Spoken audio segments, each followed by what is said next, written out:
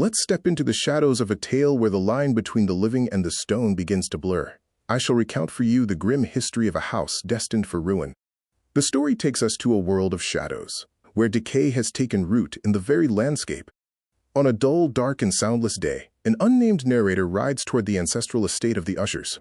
The very air seems diseased, absorbed from the decaying trees, and the murky, silent tarn reflecting the mansion's grim face.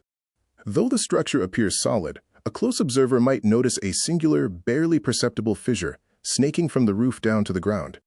This chilling crack, or fissure, marks the physical and metaphorical instability of the house. The traveler has been summoned by a childhood friend, Roderick Usher, whose urgent letter pleaded for company to alleviate a mysterious mental and physical illness. On a dull, dark, and soundless day, an unnamed narrator rides toward the ancestral estate of the Ushers. The Usher clan is an ancient but narrow line, having never branched out, resulting in a family so synonymous with their estate that locals confuse the inhabitants with the house itself. This direct line of descent has left Roderick as one of the few remaining members of a family that has never truly flourished. He believes the very stones and atmosphere of the estate have shaped the fate of his family. Crossing the threshold, the narrator finds the interior as haunting as the exterior, filled with dark passages and somber rooms. Roderick greets him, but he is a shadow of his former self, pale, listless, and suffering from an agonizing sensitivity of the senses. He seems a man utterly terrified of his own home, driven to despair by a constitutional family evil.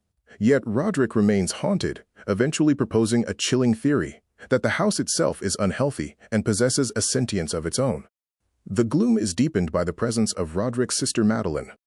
She suffers from a strange, wasting illness called catalepsy, which causes her to lose control of her limbs and slip into death-like trances. As the narrator watches her ghostly figure pass through the room, he feels a sense of impending doom that no amount of music or art can dispel.